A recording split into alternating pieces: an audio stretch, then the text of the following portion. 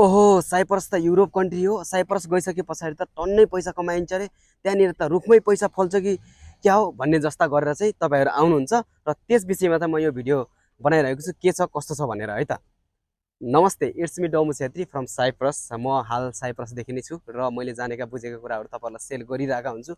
र आज जुन तपाईँहरूले सोच्नुहुन्छ, जुन बुझ्नु खोज्नु चाहनुहुन्छ, जुन यहाँ साइप्रस त कस्तो छ, के छ र युरोप कन्ट्री हो कि होइन, अनि सिन्जन भएको हो कि होइन, त्यसको बारेमा चाहिँ म तपाईँहरूलाई चाहिँ डिटेल बताउन गइरहेको छु। भिडियोलाई चाहिँ अन्तिमसम्म हेर्नु होला, कस्तो लाग्छ अनि तपाईँको जिज्ञासा पनि राख्नु होला है त। अनि जुन साइप्रस भनेको चाहिँ त्यति ठुलो देश होइन क्या, युरोप युनियनभित्र त पर्छ, तर साइप्रस अहिलेसम्म चाहिँ सेन्जन भइसकेको छैन र सेन्जन हुने प्रक्रियामा छ भनेर चाहिँ हामीले सुनि पनि राखेका छौँ। तपाईँहरूलाई पनि थाहा छ होला र कतिपयले चाहिँ सेन्जन छ भनेर पठाउनु होला, तर नझुक्किनु होला, यो सेन्जन भएको चाहिँ छैन। र अनि अर्को कुरा रह्यो, साइप्रस भनेको मात्र 6वटा जिल्लामा चाहिँ विभाजन गरिएको मात्रै छ र त्यति ठुलो छैन। अब 6वटा जिल्लामा विभाजन गरेको भनेपछि अब तपाईँ आफै सोच्नुहोस् कति ठुलो छ होला त है।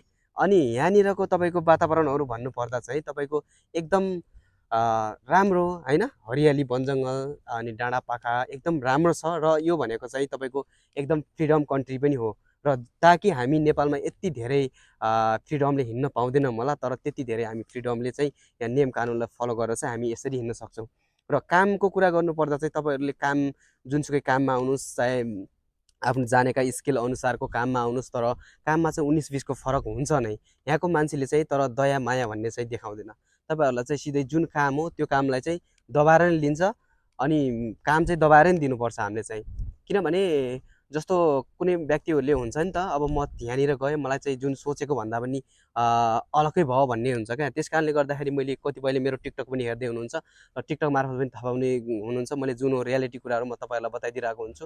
र अनि तपाईँहरूलाई चाहिँ काम गर्दाखेरि चाहिँ यहाँनिर चाहिँ यदि तपाईँहरूले काममा चाहिँ सानोतिनो मिस्टेक गर्नुभयो, यताउति गर्नुभयो भने पनि नि यहाँको मान्छेहरूले तपाईँहरूलाई चाहिँ कामबाट निकालिदिने, अब 2-3 महिना होस् जति महिना होस् त्योसँग मतलब राख्दैन क्या, कामबाट निकालिदिने हुन्छ। त्यही भएर चाहिँ पहिलो कुरा चाहिँ के सोचेर आउनु पऱ्यो भन्दाखेरि चाहिँ साइप्रसमा चाहिँ, अनि साइप्रस जान्छु बस काम भन्ने कुरा जे पनि म गर्छु भनेर चाहिँ दिल खोलेर आउनुभयो भने चाहिँ साइप्रसमा काम गर्न सकिन्छ र साइप्रसको मान्छेले राम्रो मान्छ।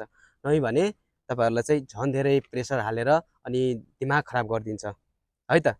अनि हजुरहरूलाई यो भिडियो कस्तो लाग्यो कमेन्ट, सेयर, सब्सक्राइब गरेर चाहिँ सबैजना जोडिनु होला। आगामी दिनहरूमा चाहिँ म तपाईँहरूलाई नयाँ नयाँ भिडियो ल्याउने गर्दछु र हजुरको मनमा लागेको जिज्ञासालाई चाहिँ कमेन्ट बक्समा लेख्नु होला।